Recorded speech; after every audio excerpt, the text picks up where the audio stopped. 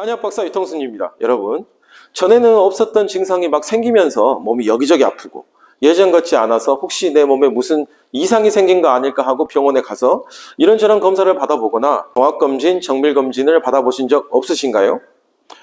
검사상 이상이 발견된 분도 계시지만 분명 내 몸에 무슨 문제가 생긴 것 같은데 아무 이상이 없다고 하는 당황스러운 경험을 하신 분도 있으실 겁니다. 그러면 내가 느꼈던 이상한 증상들은 단순히 정신적 예민함이었을까요? 그대로 놔둬도 괜찮은 걸까 하는 고민이 생기실 겁니다. 비가 뚝뚝 떨어지기 전에 먹구름이라는 기상 변화가 먼저 생기고 내 몸과 무릎이 무겁고 쑤시듯이 눈에 보이는 기질적 병변이 나타나기 전에 우리 몸은 보통 기능적 문제부터 변화가 시작됩니다. 소화 기능에 문제가 조금씩 생겼다가 점차 위장이라는 장부, 기질적인 장부 조직의 병변이 생기는 시기죠. 헌데 병원 검사는 주로 장부 조직의 병변, 즉 기질적인 병변 위주로 진단이 됩니다. 그래서 내가 느끼는 내 몸의 이상 신호가 기질 병변인 전 단계인 기능 이상 단계일 때는 일반적으로 병원 검사만으로는 내가 지금 무엇 때문에 힘든지 어떻게 대처해야 하는지 파악하기가 좀 어렵습니다. 근데 우리 몸은요, 스스로 치유하려는 기전이 항상 작동하기 때문에 기능 이상 단계에서 적절히 관리만 해주면 큰 어려움 없이 금방 치유되는 경우가 많습니다. 그렇기 때문에 병원 검사상 이상이 없다 하더라도 내가 없는 병을 키우는 거 아니냐라고 생각하지 마시고 중요한 증상 변화 3가지는 관심을 가지고 관리해 주시는 것이 좋습니다. 보통 장부 기능의 이상은 우리 몸속의 순환 기능이 떨어지거나 울체될 때 가장 많이 생깁니다. 흔히 말하듯 피가 구석구석 잘 돌지 못하면 장부 조직에 필요한 영양분과 산소가 충분히 공급되지 못하고 대사노폐물 역시 제대로 배출되기 어렵기 때문이죠. 이때 미처 배출되지 못한 대사노폐물은 장부 조직 간에 끼어 담적과 어혈 같은 일종의 독소를 형성해 또다시 순환을 가로막는 방해 요인으로 작용하게 됩니다. 마치 수도관에 물때가 끼고 쌓이면 나오는 물의 양이 적어지는 것처럼 말이죠. 이렇게 되면 우리 몸의 체액과 열 에너지를 전신에 고르게 분배할 수 없어 수액대사 기능에 부조화가 생기게 되고 체열의 불균형이 생기게 됩니다.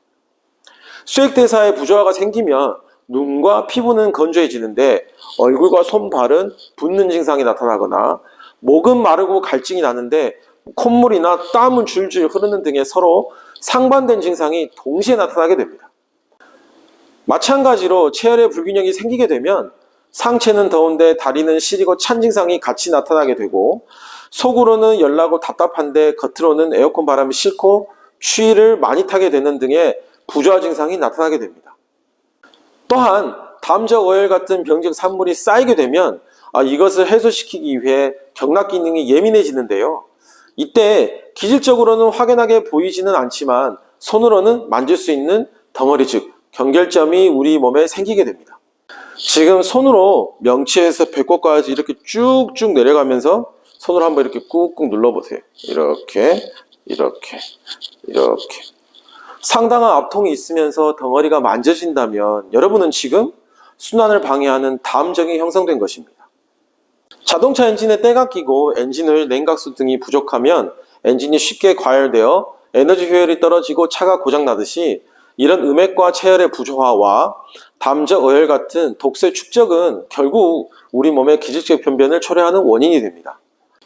한쪽은 가뭄이 극심하고 한쪽은 홍수가 범람하게 되면 그 피해가 더욱 커지듯이 순환기능 불량으로 발생한 음액과 체열의 불균형, 그리고 독소의 크기가 커질수록 장부 기질에 미치는 악영향 역시 커질 수밖에 없습니다. 지금부터라도 우리는 제대로 된 건강관리를 위해서 이런 부조화 증상들을 잘 캐치해서 관리해줘야 합니다.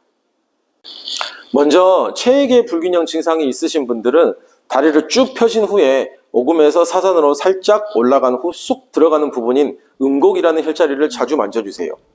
음액을 관장하는 혈자리로 부족한 부분을 보충해주고 과한 부분을 덜어주면서 균형을 맞춰주는 혈자리이기 때문에 내가 마시는 물과 차, 과일 등 각종 수분들이 얼굴과 손발의 부종으로 되지 않고 건조한 눈과 마른 목을 적셔줄 수 있도록 조절해 줄 것입니다.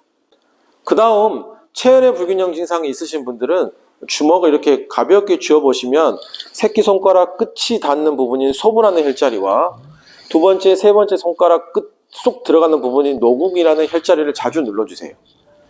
체해를 주관하는 혈자리들로 내가 먹는 뜨거운 성질의 음식이 위로 치솟아 상열감이 되지 않고 하복부 단전의 양기가 될 수 있도록 0점 조절을 해줄 것입니다.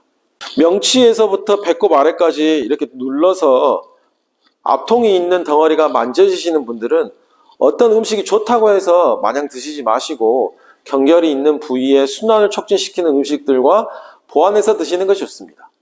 그렇지 않으면 처음에는 좋다고 느끼다가도 시간이 지나면 흡수가 조금씩 안 되면서 오히려 속이 더부룩해지고 소화가 안 되는 듯한 답답함이 느껴지는 시간이 더 많아지는 것을 경험하게 됩니다.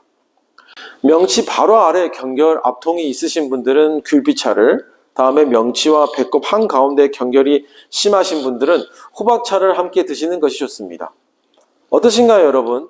다른 어떤 사람들보다 차분히 건강관리 하실 수 있으시겠죠? 긍정의 힘을 믿고 도전해보세요. 여러분은 지금보다 더 좋아질 수 있습니다. 감사합니다.